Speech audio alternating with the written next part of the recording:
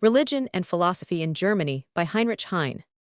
A considerable portion of this, which is one of Heine's most important works, marked by luminous exposition and bold and brilliant ideas, is here presented. It was published in French under the title De l'Allemagne depuis Luther in the Revue des Deux Mondes for 1834, and shortly afterwards it appeared in German. Terribly mutilated by the censor like nearly everything that Heine wrote, it was written at the suggestion of Prosper and Fantin, and dedicated to him, as at that time in Heine's opinion the foremost champion of human progress. The translation here given is Mr. Fleischmann's. It has been revised and brought closer to the original. The book which lies before you is a fragment, and shall remain a fragment to be candid. I would prefer to leave the book wholly unprinted, for since its first publication my views concerning many subjects, particularly those which relate to religious questions, have undergone a marked change, and much that I then asserted is now in opposition to my better convictions. But the arrow belongs not to the archer, when once it has left the bow, and the word no longer belongs to the speaker. When once it has passed his lips, especially when it has been multiplied by the press. At that time I was yet well and hearty, I was in the zenith of my prime, and as arrogant as Nebuchadnezzar before his downfall. Alas, a few years later, a physical and spiritual change occurred. How often since then have I mused over the history of that Babylonian king who thought himself a god, but who was miserably hurled from the summit of his self-conceit, and compelled to crawl on the earth like a beast, and to eat grass. Probably it was only salad. This legend is contained in the grand and magnificent book of Daniel, and I recommend all godless self-worshippers to lay it devoutly to heart. There are in fact in the Bible many other beautiful and wonderful narrations, well deserving their consideration. For instance, the story of the forbidden fruit in paradise, and the serpent which already 6,000 years before Hegel's birth promulgated the whole Hegelian philosophy. This footless bluestocking demonstrates very sagaciously how the absolute consists in the identity of being, and knowing how man becomes God through knowledge, or what amounts to the same thing, how God arrives at the consciousness of himself through man. To be sure, this formula is not so clear as in the original words. If ye eat of the tree of knowledge, ye shall be as gods, knowing good and evil. Dame Eve understood of the whole demonstration only this, that the fruit was forbidden, and because it was forbidden she ate of it. But no sooner had she eaten of the tempting apple than she lost her innocence, her naive guilelessness, and discovered that she was far too scantily dressed for a person of her quality, the mother of so many future kings and emperors. And she asked for a dress, truly only a dress of fig leaves, because at that time there were as yet no Leon silk fabrics in existence, and because there were in paradise no dressmakers or milliners. So paradise strange, that as soon as a woman arrives at self-consciousness, her first thought is of a new dress. Officious pious Christian souls seem very anxious to know how my conversion was brought about, and seem desirous that I should impose upon them an account of some wonderful miracle. With true Christian importunity, they inquire if I did not, like Saul, behold a light when on the way to Damascus, or if, like Balaam the son of Beor, I was not riding a restive ass, which suddenly opened its mouth and discoursed like a human being. Know ye, credulous souls, I never journeyed to Damascus. Even the name would be unknown to me if I had not read the Song of Songs, wherein King Solomon compares the nose of his beloved to a tower looking towards Damascus. Nor have I ever seen an ass that is no four-footed one that spoke like a human being, whereas I have met human beings in plenty, that every time they opened their mouths spoke like asses. In fact, it was neither a vision, nor a seraphic ecstasy, nor a voice from heaven, nor a remarkable dream, nor any miraculous apparition that brought me to the path of salvation. I owe my enlightenment simply to the reading of a book. One book. Yes, it is a plain old book, as modest as nature, and as simple a book that appears as workday-like, and as unpretentious as the sun that warms, as the bread that nourishes us, a book that looks on us as kindly and benignly as an old grandmother, who with her dear tremulous lips and spectacles on nose reads in it daily. This book is briefly called the book the Bible. With good reason it is also called the Holy Scriptures. He that has lost his God can find him again in this book, and towards him who has never known him, it wafts the breath of the divine word. The Jews, who are connoisseurs of precious things, well knew what they were about, when at the burning of the second temple they left in the lurch the gold and silver sacrificial vessels, the candlesticks and lamps, and even the richly jeweled breastplate of the high priest, to rescue only the Bible. Distinguished German philosophers, who may accidentally cast a glance over these pages, will superciliously shrug their shoulders at the meagerness and incompleteness of all that which I here offer, but they will be kind enough to bear in mind that the little which I say is expressed clearly and intelligibly, whereas their own works, although very profound, unfathomably profound, very deep, stupendously deep, are in the same degree unintelligible of what benefit to the people, is the grain locked away in the granaries, to which they have no key. The masses are famishing for knowledge, and will thank me for the portion of intellectual bread, small though it be, which I honestly share with them. I believe it is not lack of ability that holds back the majority of German scholars from discussing religion and philosophy in proper language. I believe it is a fear of the results of their own studies, which they dare not communicate to the masses. I do not share this fear, for I am not a learned scholar. I myself am of the people. I am not one of the 700 wise men of Germany. I stand with the great masses at the portals of their wisdom. And if a truth slips through, and if this truth falls in my way, then I write it with pretty letters on paper, and give it to the compositor, who sets it in leaden type and gives it to the printer. The latter prints it, and then it belongs to the whole world. The religion of Germany is Christianity, therefore I shall have to relate what Christianity is, how it became Roman Catholicism, how out of this sprang Protestantism, and out of the latter German philosophy.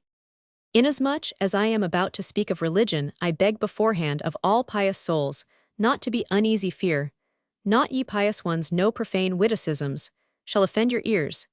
It is true that these are yet necessary in Germany, where at this juncture it is important to neutralize ecclesiastical power, for there we are now in the same situation that you in France were before the Revolution, when Christianity was yet in the closest union with the old regime. The latter could not be overthrown so long as the former maintained its sway over the masses. Voltaire's keen ridicule was needed ere Samson could let his axe descend, but neither the ridicule nor the axe proved anything, they only effected something. Voltaire could only wound the body of Christianity. All his jests gathered from the annals of the Church, all his witticisms against the doctrines and public worship of the Church, against the Bible, this holiest book of humanity, against the Virgin Mary, that loveliest flower of poesy, the whole encyclopedia of philosophical shafts, which he launched against the clergy and priesthood, wounded only the outward mortal body of Christianity, not its inner being, not its profound spirit, nor its eternal soul. For Christianity is an idea, and as such is indestructible and immortal like every idea. But what is this idea? Just because this idea has not yet been clearly comprehended, and because the essential has been mistaken for the fundamental, there is as yet no history of the Church. Two antagonistic factions write the history of the Church, and contradict each other incessantly, but the one as little as the other will ever distinctly state what that idea really is, which is the underlying principle of Christianity, of its symbolism, of its dogma, of its public worship, and which strives to reveal itself throughout its whole history, and has manifested itself in the actual life of Christian nations. How this idea was historically evolved and disclosed itself in the world of phenomena may be discovered as early as the first centuries after the birth of Christ, if we study impartially the history of the Manichaeans and the Gnostics. Although the first were branded as heretics and the latter defamed, and both anathematized by the Church, yet their influence on the doctrines of the Church was lasting. Out of their symbolism, Catholic art was developed, and their modes of thought penetrated the whole life of Christendom. The first cause of the Manichaeans does not differ much from that of the Gnostics. The doctrine of the two principles, the good and the evil constantly opposing each other, is common to both. The Manichaeans derived this doctrine from the ancient Persian religion, in which Ormuzd the light is at enmity with Ahriman the darkness. The others, the real Gnostics, believed in the pre-existence of the good principle, and accounted for the rise of the evil through emanation, through the generation of ons, which the farther they are removed from their origin, the more vicious and evil do they become. This Gnostic theory of the universe originated in ancient India, and brought with it the doctrine of the incarnation of God, of the mortification of the flesh, of spiritual introspection and self-absorption. It gave birth to the ascetic, contemplative, monkish life, which is the most logical outgrowth of the Christian principle. This principle has become entangled among the dogmas of the Church, and has been able to express itself, but very obscurely, in the public worship. But everywhere we find the doctrine of the two principles prominent. The wicked Satan is always contrasted with the good Christ. Christ represents the spiritual world, Satan the material. To the former belong our souls, to the latter our bodies. Accordingly, The whole visible world, which constitutes nature, is originally evil, and Satan the prince of darkness, through it seeks to lure us to ruin. Therefore, it behoves us to renounce all the sensuous joys of life, to torture the body, which is Satan's portion, in order that the soul may the more majestically soar aloft to the bright heavens, to the radiant kingdom of Christ. This theory of the universe, which is the true fundamental idea of Christianity, spread itself with incredible rapidity, like a contagious disease, over the whole Roman Empire. These sufferings, at times strung to fever pitch, then again, relaxing into exhaustion, lasted all through the Middle Ages, and we moderns still feel in our limbs those convulsions, and that debility. And if among us here and there be one who is already convalescent, he cannot flee from the universal hospital, and feels himself unhappy as the only healthy person among invalids. When once mankind shall have recovered its perfect life, when peace shall be again restored between body and soul, and they shall again interpenetrate each other with their original harmony, then it will be scarcely possible to comprehend the factitious feud which Christianity has instigated between them. Happier and more perfect generations, begot in free and voluntary embraces, blossoming forth in a religion of joy, will then smile sadly at their poor ancestors, who held themselves gloomily aloof from all the pleasures of this beautiful world, and through the deadening of all warm and cheerful sensuousness, almost paled into cold specters. Yes, I say it confidently, our descendants will be more beautiful, more happy, than we, for I have faith in progress. Mankind is destined to be happy, and I have a more favorable opinion of the divinity than those pious souls who imagine that he created mankind only to suffer already here on earth through the blessings of free political and industrial institutions. Would I seek to found that millennium which, according to the belief of the pious, is not to be until the day of judgment? The one is perhaps as visionary a hope as the other, and possibly there will be no resurrection of humanity, either in the politica moral or in the apostolic Catholic sense. Perhaps mankind is doomed to eternal misery. The masses are perhaps condemned to be forever trodden underfoot by despots, to be plundered by their accomplices, and to be jeered at by their lackeys. Alas, in that case, we must seek to maintain Christianity, even if we recognize it to be an error. Barefoot and clad in monkish cowls, we must traverse Europe preaching the vanity of all earthly good and inculcating resignation. We must hold up the consoling crucifix before scourged and derided humanity, and promise, after death, all the seven heavens above. The final fate of Christianity is dependent upon our need of it. This religion has for 18 centuries been a blessing to suffering humanity. It was providential, divine, holy, all that it has benefited civilization, by taming the strong and strengthening the weak, by uniting the nations through like emotions, and a like language, by all that its panegyrists extol. All these are insignificant in comparison with that great consolation, which in itself is bestowed upon mankind. Eternal praise is due to that symbol of a suffering God, the Savior with the crown of thorns, the Christ crucified, whose blood was a soothing balsam dripping into humanity's wounds. The poet, in particular, will reverently recognize the solemn grandeur of that symbol. The whole system of allegory, as expressed in the life and art of the Middle Ages, will in all times excite the admiration of poets. What colossal consistency in the Christian art that is in architecture! How harmoniously those Gothic cathedrals are adapted to the religious services of the Church, and how the fundamental idea of the Church itself is revealed in them. Everything towers upward, everything transubstantiates itself. The stone blossoms into branches and foliage, and becomes a tree. The fruits of the vine and of the wheatstalk become blood and flesh. Man becomes God, and God becomes a pure abstract spirit. The Christian life during the Middle Ages is for the poet a rich, inexhaustible storehouse of precious materials.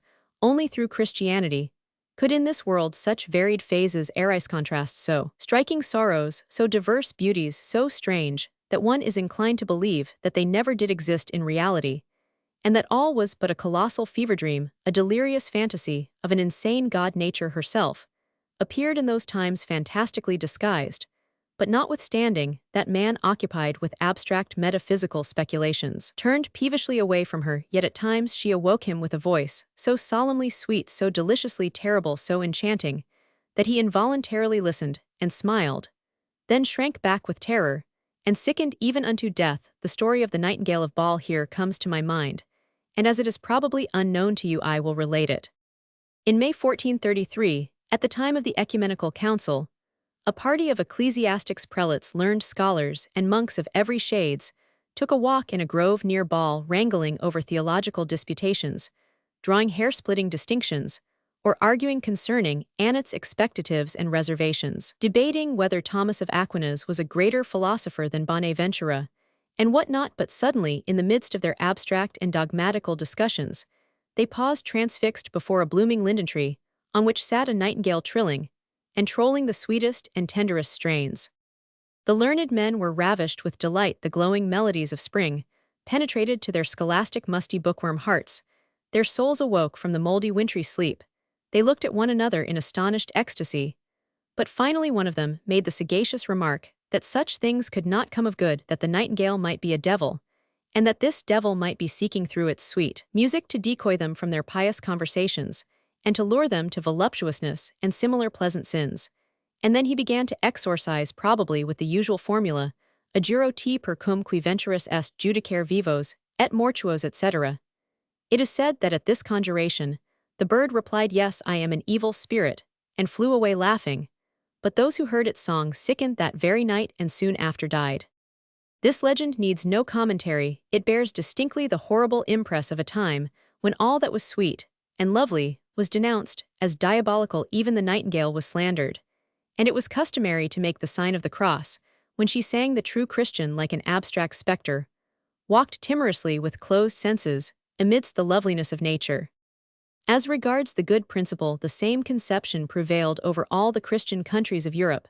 The Roman Catholic Church took care of that, and whoever deviated from the prescribed faith was a heretic. But in relation to the evil principle and the empire of Satan, different views were held in different countries, and the Germanic North had quite different conceptions from the Latin South. This was caused by the fact that the Christian priesthood did not reject the previously existing national gods as baseless fantasies of the brain, but conceded to them an actual existence, asserting, however, that all these gods were nothing but male and female devils, who through the victory of Christ had lost their power over mankind, and now sought through wiles and stratagems to lure them to sin. All Olympus was now transformed into an airy hell. And if a poet of the Middle Ages sang of Grecian mythology ever so beautifully, the pious Christian would persist in seeing therein only devils and hobgoblins. The gloomy fanaticism of the monks alighted with special severity on poor Venus. She was considered a daughter of Beelzebub, and the good knight Tannhäuser tells her to her face, "O Venus, lovely wife of mine, you are but a she-devil."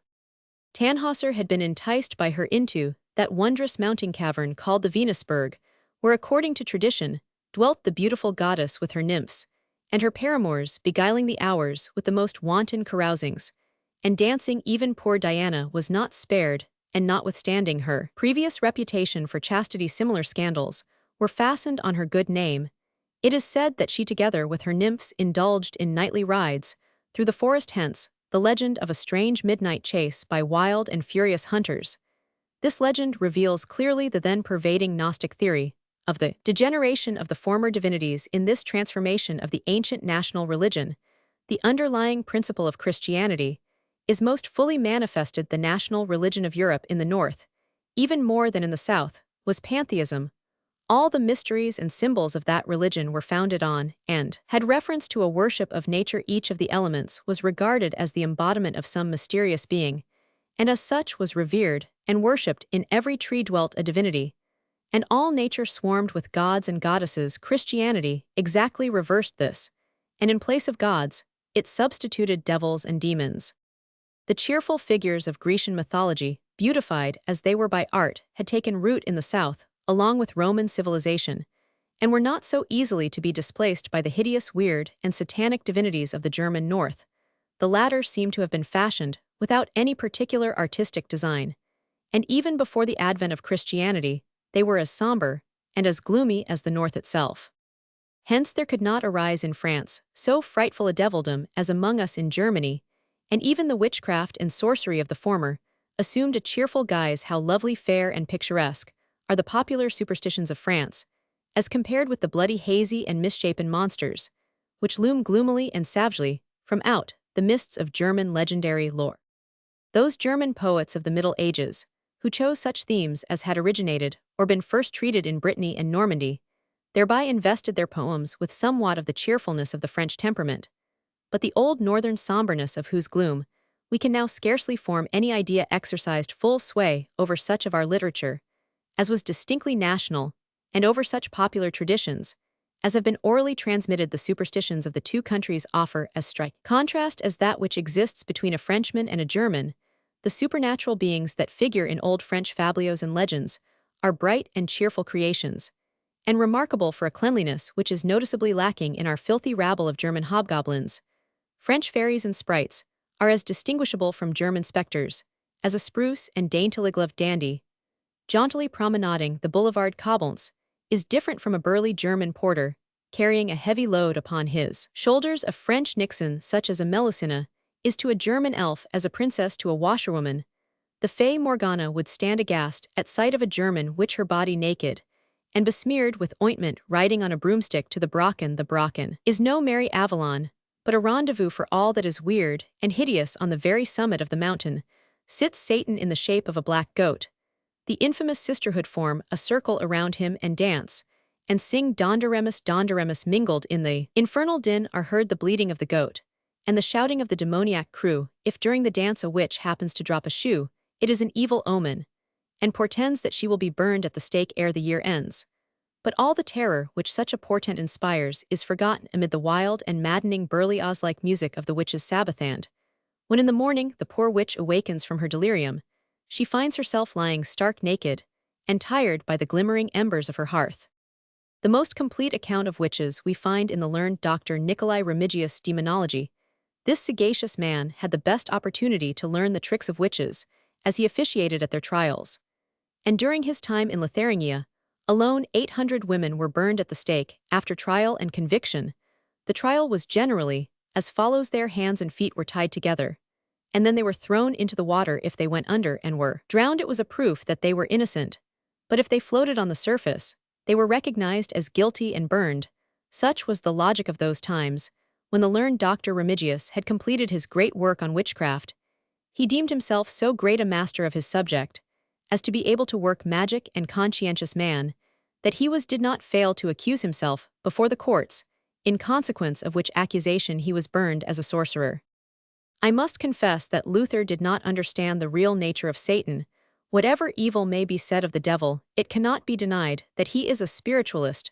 Still less did Luther understand the real nature of Catholicism. He did not comprehend that the fundamental idea of Christianity, the deadening of the senses, was too antagonistic to human nature to be ever entirely practicable in life.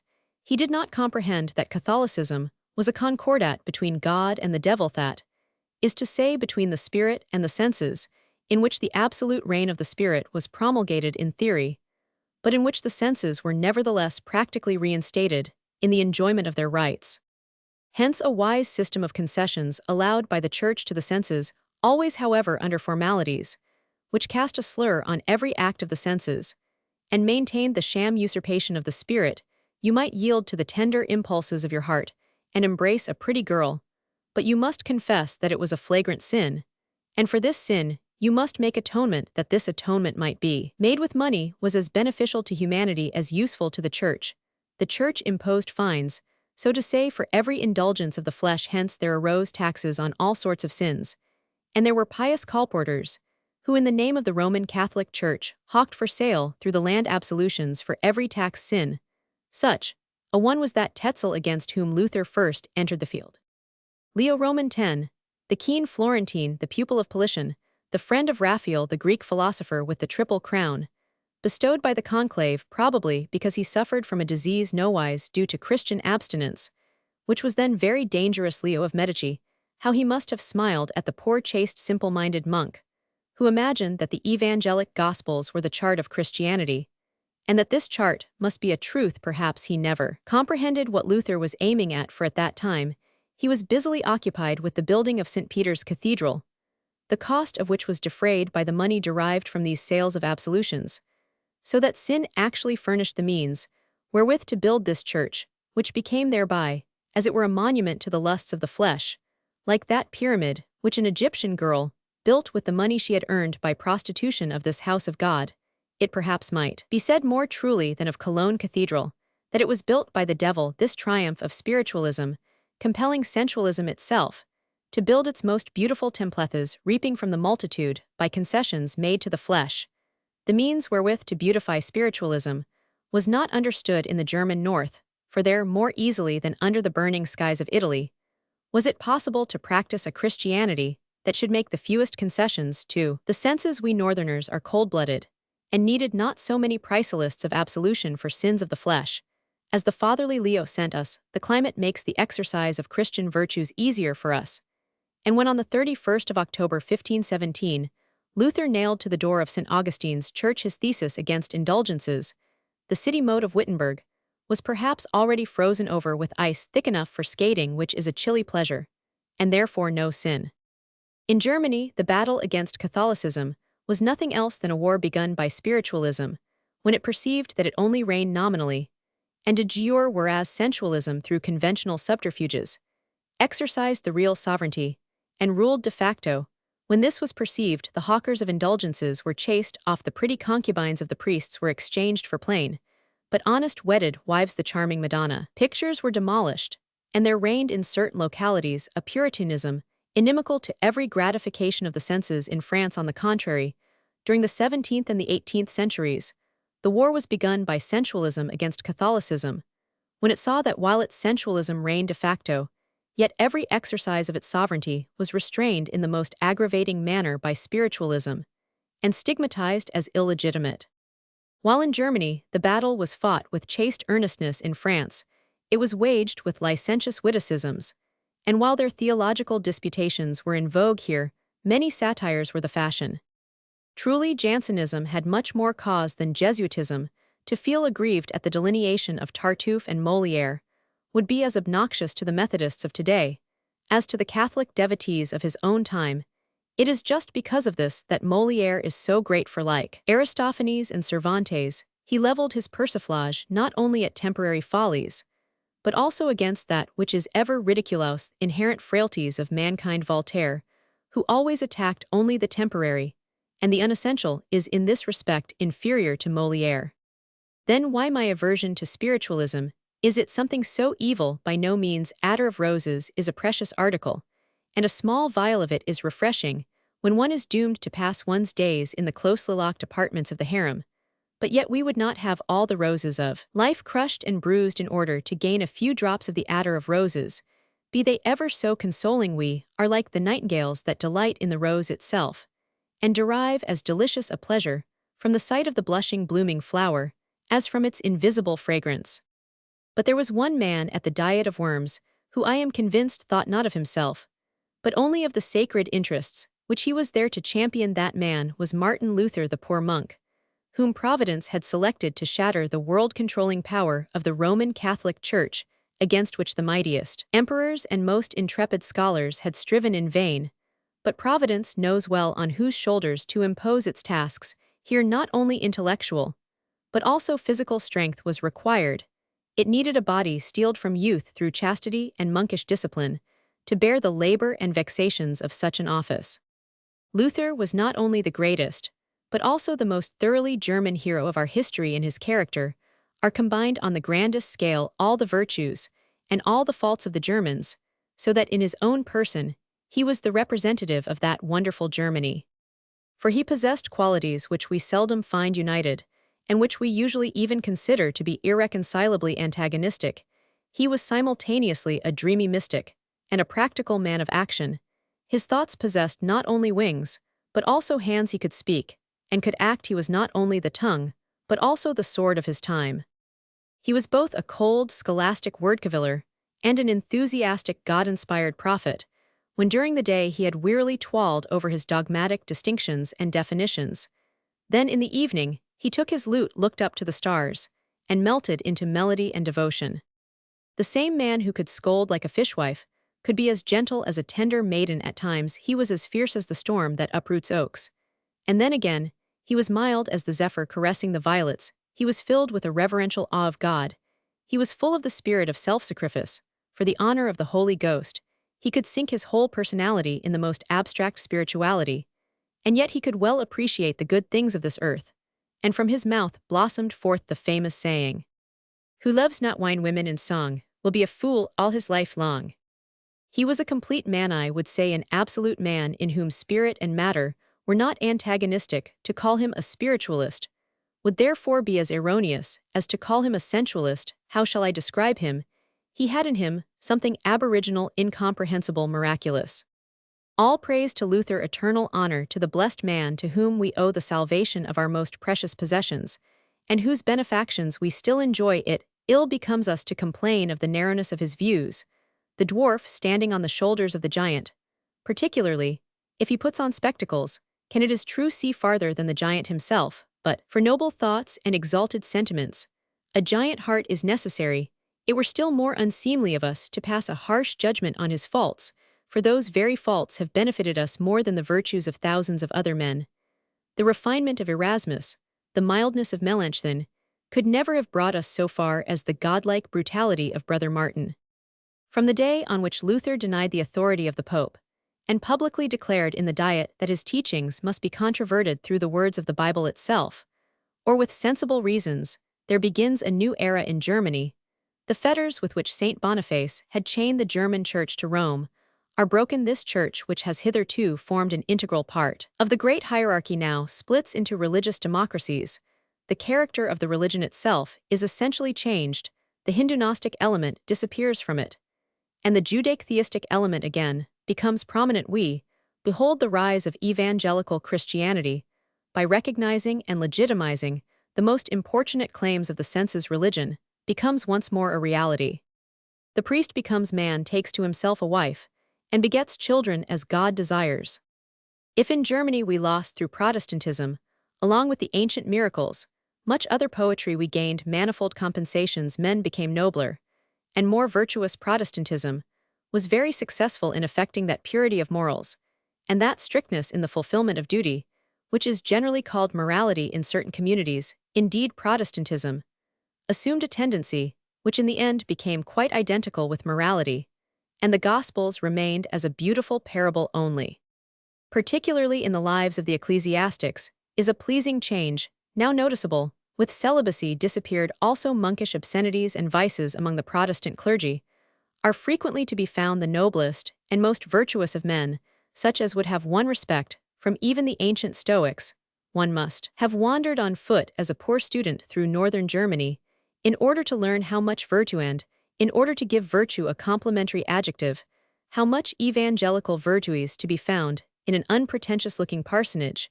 How often of a winter's evening have I found there a hospitable welcome stranger who brought with me no other recommendations save that I was hungry and tired when I had partaken of a hearty meal, and after a good night's rest, was ready in the morning to continue my journey. Then came the old pastor in his dressing gown, and gave me a blessing on the way, and it never brought me misfortune. And his good-hearted gossipy wife placed several slices of bread and butter in my pocket, which I found not less refreshing, and silent in the distance stood the pastor's pretty daughters with blushing cheeks and violet eyes, whose modest fire in the mere recollection warmed my heart for many a whole winter's day. How strange! We Germans are the strongest and wisest of nations. Our royal races furnish princes for all the thrones of Europe. Our Rothschilds rule all the exchanges of the world. Our learned men are preeminent in all the sciences. We invented gunpowder and printing, and yet if one of us fires a pistol, he must pay a fine of $3. And if we wish to insert in a newspaper, "My dear wife has given birth to a little daughter beautiful as liberty," then the censor grasps his red pencil and strikes out the word liberty. I have said that we gained freedom of thought through Luther, but he gave us not only freedom of movement, but also the means of movement to the spirit. He gave a body to the thought, he gave words, he created the German language. This he did by his translation of the Bible. In fact, the divine author of that book seems to have known as well as we others that the choice of a translator is by no means a matter of indifference, and so he himself selected his translator and bestowed on him the wonderful gift to translate from a language which was dead and already buried into another language that as yet did not exist. The knowledge of the Hebrew language had entirely disappeared from the Christian world. Only the Jews, who kept themselves hidden here and there in stray corners of the world, yet preserved the traditions of this language like a ghost keeping watch over a treasure which had been confided to it during life. So in its dark and gloomy ghettos, sat this murdered nation, this spectre people guarding the Hebrew Bible. Luther's Bible is an enduring spring of rejuvenation for our language. All the expressions and phrases contained therein are German and are still in use by writers, as this book is in the hands of even the poorest people. They require no special learned education in order to be able to express themselves in literary forms. When our political revolution breaks out, this circumstance will have remarkable results. Liberty will everywhere be gifted with the power of speech, and her speech will be biblical. More noteworthy and of more importance than his prose writings are Luther's poems, the songs which in battle and in trouble blossomed forth from his heart. Sometimes they resemble a floweret that grows on a rocky crag, then again, a ray of moonlight trembling over a restless sea. Luther loved music, and even wrote a treatise on the art, hence his songs are particularly melodious in this respect. He merits the name Swan of Eisleben, but he is nothing less than a wild swan in those songs, wherein he stimulates the courage of his followers, and inflames himself to the fiercest rage of battle. A true battle song was that martial strain with which he and his companions marched into Worms. The old cathedral trembled at those unwonted tones, and the ravens in their dark nests in the steeple startled. With a fright, that song, the Marseillaise of the Reformation, preserves to this day its inspiriting power. The expressions classic and romantic refer only to the spirit and the manner of the treatment. The treatment is classic when the form of that which is portrayed is quite identical with the idea of the portrayer, as is the case with the artworks of the Greeks, in which, owing to this identity, the greatest harmony is found to exist between the idea and its form. The treatment is romantic when the form does not reveal the idea through this identity, but lets this idea be surmised parabolically. I use the word parabolically here in preference to symbolically. The Greek mythology had an array of god figures, each of which, in addition to the identity of form and idea, was also susceptible of a symbolic meaning. But in this Greek religion, only the figures of the gods were clearly defined, all else, their lives and deeds, was left to the arbitrary treatment of the poet's fancy.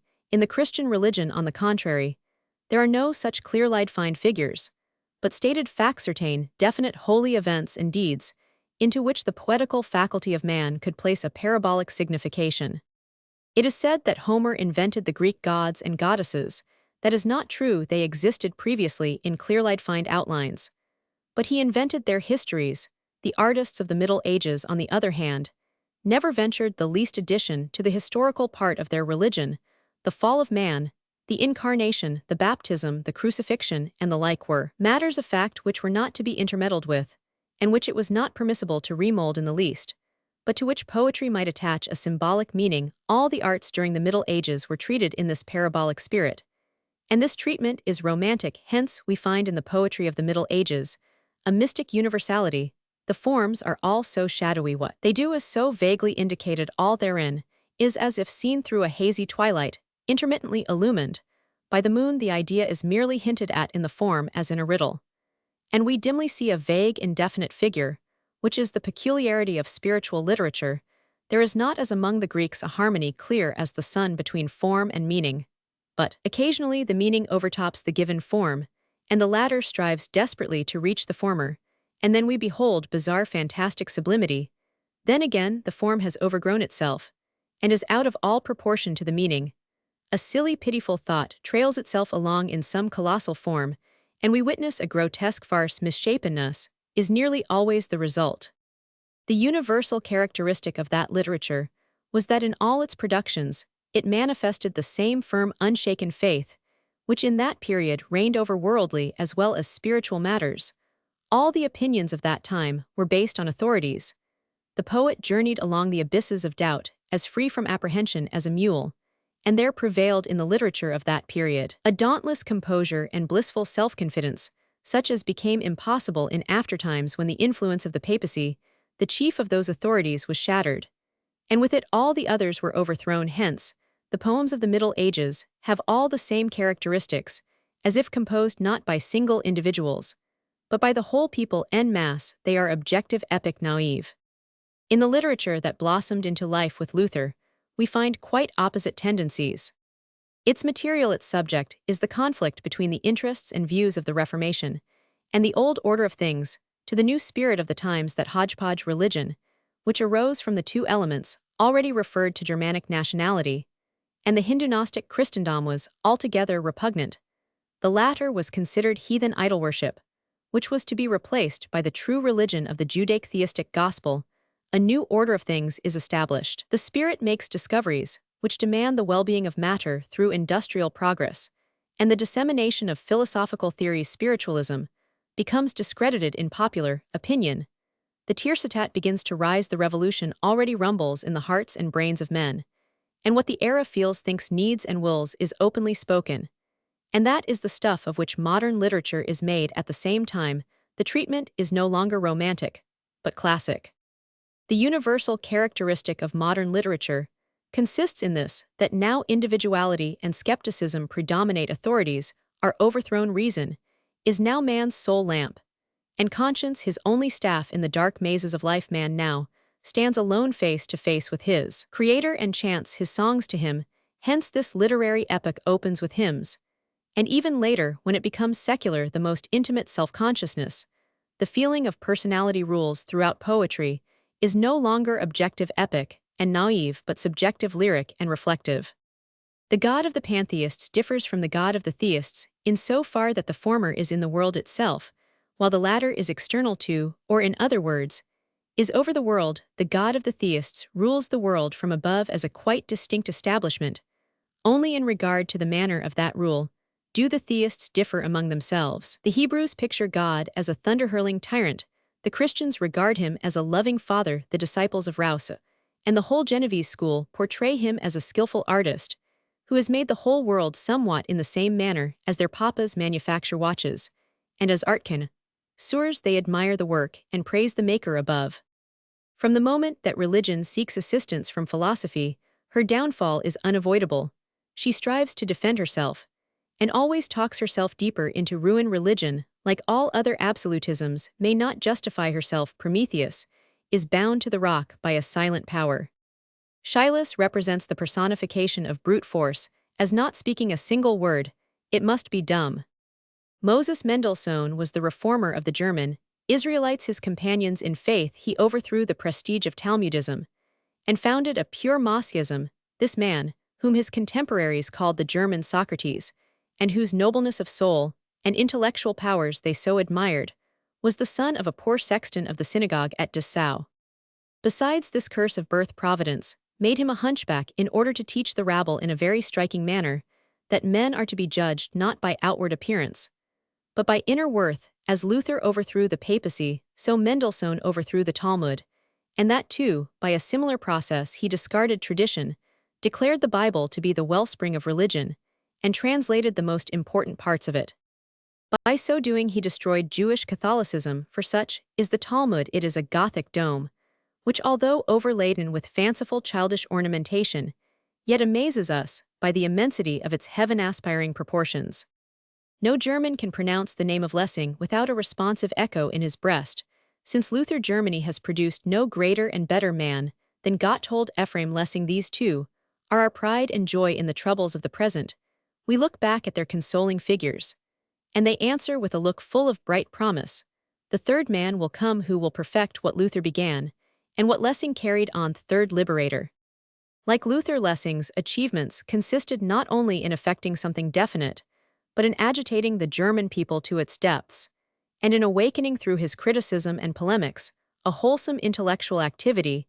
He was the vivifying critic of his time, and his whole life was a polemic. His critical insight made itself felt throughout the widest range of thought and feeling. In religion, in science, and in art, his polemics vanquished every opponent and grew stronger with every victory. Lessing, as he himself confessed, needed conflict for the full development of his powers. He resembled that fabulous Norman who inherited the skill, knowledge, and strength of those whom he slew in single combat, and in this manner became finally endowed with all possible excellencies and perfections. It is easily conceivable that such a contentious champion should stir up not a little commotion in Germany, in that quiet Germany, which was then even more sabbatically quiet than now.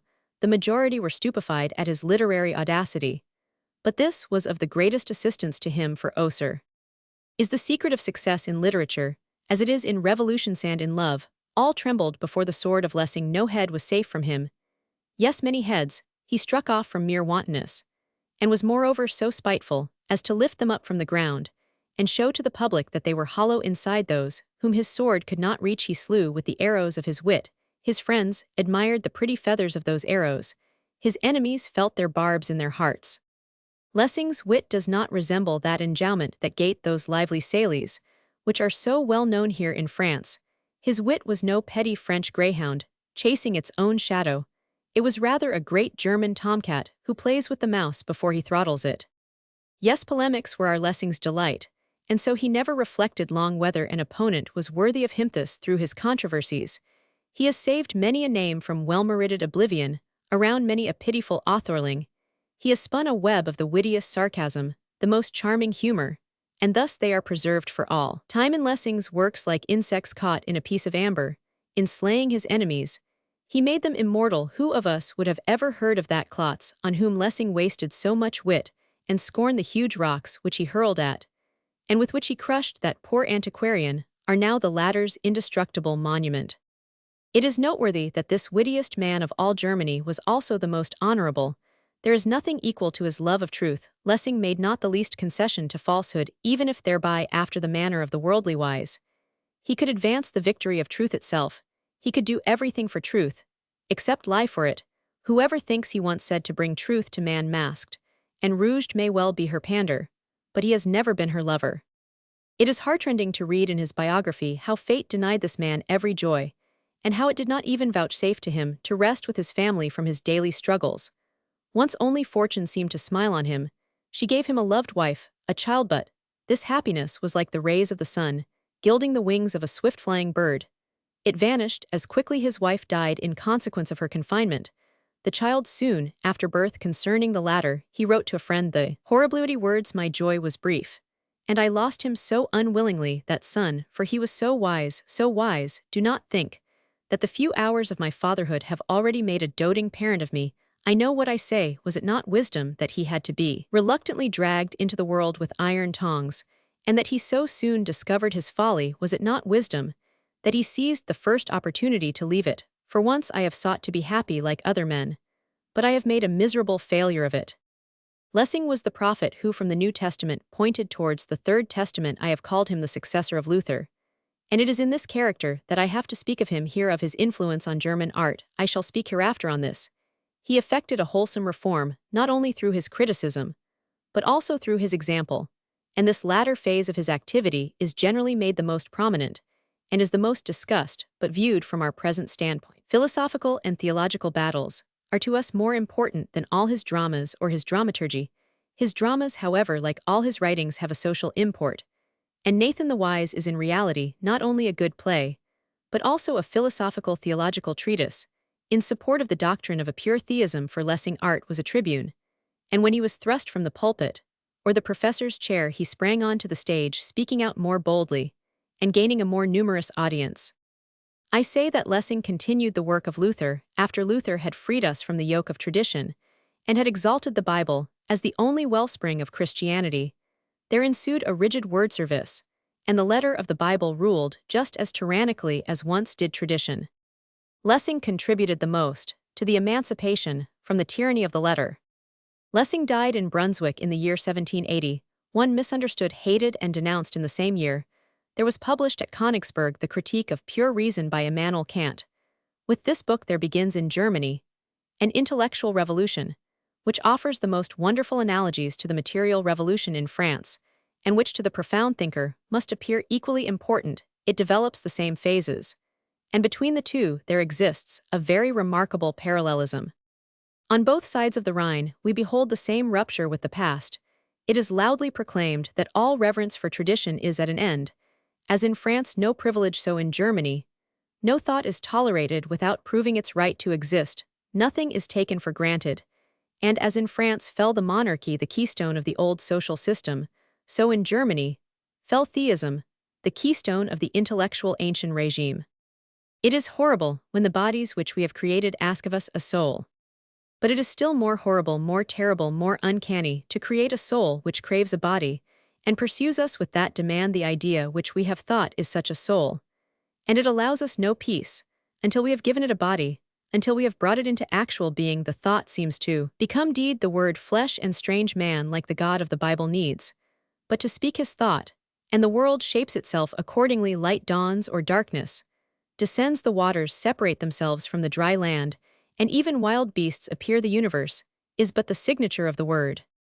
Mark this, ye haughty men of action, ye are not, but the unconscious servants of the men of thought who oftentimes in the humblest obscurity have marked out your tasks for you, with the utmost exactitude. Maximilien Robespierre was only the hand of Jean-Jacques Rousseau's bloody hand, that from the womb of time drew forth the body whose soul Rousseau had created. Did the restless anxiety that embittered the life of Jean-Jacques arise from a foreboding that his thoughts would require such a midwife to bring them into the world? Old Fontenelle was perhaps in the right when he declared, "If I carried all the ideas of this world in my closed hand, I should take good heed not to open it. For my part, I think differently. If I held all the ideas of the world in my hand, I might perhaps implore you to hew off my hand at once. But in no case would I long keep it closed. I am not adapted to be a jailer of thoughts. By heaven I would set them free. Even if they assumed the most threatening shapes, and swept through all lands like a band of mad bacchantes, even if with their thyrsus staffs they should strike down our most innocent flowers, even if they should break into our hospitals, and chase the sick old world from its bed, it would certainly grieve me sadly, and I myself should come to harm, for alas, I too belong to that sick old world. And the poet says rightly, that scoffing at our own crutches does not enable us to walk any the better. I am the most sick among you all, and the most to be pitied, for I know what health is, but you know it not, you enviable ones. You can die without noticing it, yourselves. Yes, many of you have already been dead for these many years. And you think that now only does the true life begin. When I contradict such madness, then they become enraged against me and rail at me, and horrible the corpses spring on me and reproach me, and more even than their revilings does their mouldy odor oppress me. Avaunt, ye spectres, I am speaking of one whose very name possesses an exorcising power. I speak of Immanuel Kant. It is said that the spirits of darkness tremble with affright when they behold the sword of an executioner. How then must they stand aghast when confronted with Kant's critique of pure reason? This book is the sword with which in Germany theism was decapitated.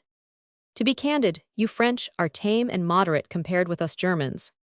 At the most you have slain a king, and he had already lost his head before he was beheaded, and withal you must drum so much and shout, and stamp, so that the whole world was shaken by the tumult.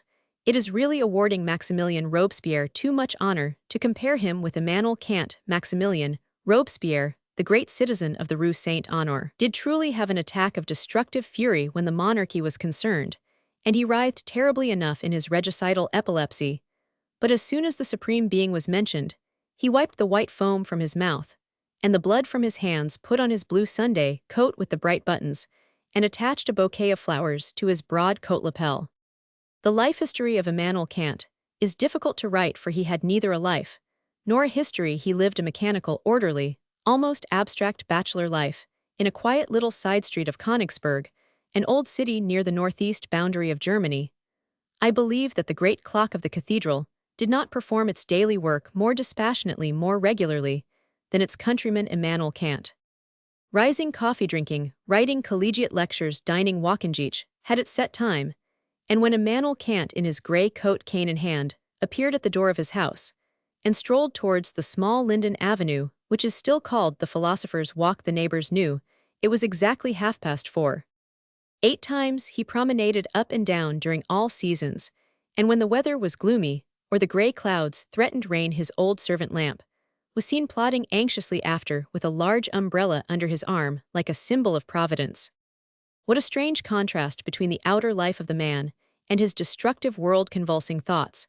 Had the citizens of Königsberg surmised the whole significance of these thoughts, they would have felt a more profound awe in the presence of this man than in that of an executioner who merely slays human beings. But the good people saw in him nothing but a professor of philosophy, and when at the fixed hour he sauntered by, they nodded a friendly greeting and regulated their watches. But if Immanuel Kant, that arch-destroyer in the realms of thought, far surpassed Maximilien Robespierre in terrorism, yet he had certain points of resemblance to the latter that invite a comparison of the two men. In both, we find the same inflexible, rigid, prosaic integrity. Then we find in both the same instinct of distrustingly, that the one exercises it against ideas and names it a critique while the other applies it to men, and calls it republican virtue in both. However, the narrow-minded shopkeeper type is markedly manifest. Nature had intended them to weigh out sugar and coffee, but fate willed it otherwise, and into the scales of one it laid a king, into those of the other a god, and they both weighed correctly. Pantheism had already in Fichte's time interpenetrated German art. Even the Catholic Romanticists unconsciously followed this current, and Goethe expressed it most unmistakably. This he already does in Werther in Faust. He seeks to establish an affinity between man and nature by a bold, direct mystic method, and conjures the secret forces of nature through the magic formula of the powers of hell. But this Goethean pantheism is most clearly and most charmingly disclosed in his short ballads. The early philosophy of Spinoza has shed its mathematical shell, and now flutters about us as Goethean poetry, hence the wrath of our pietists, and of orthodoxy in general against the Goethean ballads. With their pious bearpaws they clumsily strike at this butterfly, which is so daintily ethereal, so light of wing, that it always flits out of reach. These Goethean ballads have a tantalizing charm that is indescribable. The harmonious verses captivate the heart, like the tenderness of a loving maiden. The words embrace you, while the thought kisses you. This giant was minister in a Lilliputian German state, in which he could never move at ease. It was said of Phidias Jupiter, seated in Olympus, that were he ever to stand erect, the sudden uprising would rend asunder the vaulted roof. This was exactly Goethe's situation at Weimar. Had he suddenly lifted himself up from his peaceful sitting posture, he would have shattered the gabled canopy of state, or more probably, he would have bruised his own head. But the German Jupiter remained quietly seated and composedly accepted homage and incense. When it was seen that such saddening follies were budding out of philosophy and ripening into a baleful maturitude, it was observed that the German youth were generally absorbed in metaphysical abstractions, thereby neglecting the most important questions of the time and unfitting themselves for practical life. It was quite natural that patriots and lovers of liberty should be led to conceive a justifiable dislike to philosophy, and a few went so far as to condemn it utterly and entirely as idle, useless, chimerical theorizing. We shall not be so foolish as to attempt seriously to refute these malcontents. German philosophy is a matter of great weight and importance, and concerns the whole human race.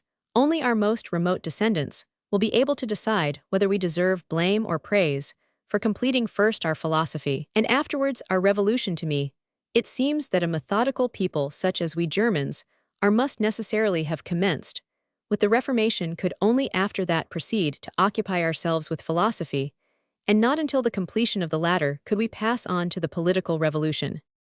This order I find quite sensible. The heads, which philosophy has used for thinking, the revolution can afterwards, for its purposes, cut off. But philosophy would never have been able to use the heads, which had been decapitated by the revolution, if the latter had proceeded. Christianity, and this is its fairest service, has, to a certain degree, moderated that brutal lust of battle, such as we find it among the ancient Germanic races, who fought not to destroy, not yet to conquer, but merely from a fierce demoniac love of battle itself. But it could not altogether eradicate it. And when once that restraining talisman, the cross, is broken, then the smoldering ferocity of those ancient warriors will again blaze up. Then will again be heard the deadly clang of that frantic berserker wrath of which the Norse poets say and sing so much. The talisman is rotten with decay, and the day will surely come when it will crumble and fall. Then the ancient stone gods will arise from out the ashes of dismantled ruins, and rub the dust of 1,000 years from their eyes, and finally Thor with his colossal hammer will leap up, and with it shatter into fragments the Gothic cathedrals. And when ye hear the rumbling and the crumbling, take heed, ye neighbors of France, and meddle not with what we do in Germany, it might bring harm on you. Take heed not to kindle the fire, take heed not to quench it, ye might easily burn your fingers in the flames. Smile not at my advice, as the counsel of a visionary warning you against Kantians, Fichteans, and natural philosophers. Scoff not at the dreamer, who expects in the material world a revolution similar to that which has already taken place in the domains of thought. The thought goes before the deed. As the lightning precedes the thunder, German thunder is certainly German, and is rather awkward, and it comes rolling along tardily, but come it surely will. And when you once hear a crash the like of which in the world's history was never heard before. Then know that the German thunderbolt has reached its mark. At this crash the eagles will fall dead in mid-air, and the lions in Africa's most distant deserts will cower and sneak into their royal dens. A drama will be enacted in Germany, in comparison with which the French Revolution will appear a harmless idyll. To be sure, matters are at present rather quiet, and if occasionally this one or the other rants and gesticulates somewhat violently, do not believe that these are the real actors. These are only little puppies that run around in the empty arena barking and snarling at one another, until the hour shall arrive when appear the gladiators who are to battle unto death. And that hour will come as, on the raised benches of an amphitheater, the nations will group themselves around Germany to behold the great tournament. I advise you, ye French, keep very quiet then on your souls. Take heed that ye applaud not. We might easily misunderstand you, and in our blunt manner roughly quiet and rebuke you, for if in our former servile condition we could sometimes overcome you much more easily, can we do so in the wantonness and delirious intoxication of freedom? Ye yourselves know what one can do in such a condition, and ye are no longer in that condition. Beware, I mean well with you. Therefore, I tell you the bitter truth, you have more to fear from emancipated Germany than from the whole Holy Alliance with all its Croats and Cossacks. For in the first place you are not loved in Germany, which is almost incomprehensible, for you are so very amiable, and during your sojourn in Germany, took much pains to please at least the better and lovelier half of the Germans. But even if that half should love you, it is just the half that does not bear arms, and whose friendship would therefore avail you but little. What they really have against you, I could never make out. Once in a beer cellar at Göttingen, a young Teuton said that revenge must be had on the French for Conrad von Stauffen, whom they beheaded at Naples. You have surely long since forgotten that, but we forget nothing. You see, that if we should once be inclined to quarrel with you, good reasons will not be wanting. At all events, I advise you to be on your guard. Let what will happen in Germany, whether the Crown Prince of Prussia or Dr. Worth hold sway, be always armed. Remain quietly at your post, musket in hand. I mean well with you. And I almost stood aghast when I learned lately that your ministry proposed to disarm France. As notwithstanding your present romanticism, you are inborn classics. You know Olympus among the naked gods and goddesses, who there make themselves merry with nectar and ambrosia.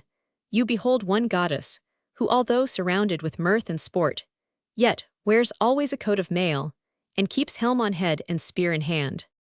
It is the goddess of wisdom.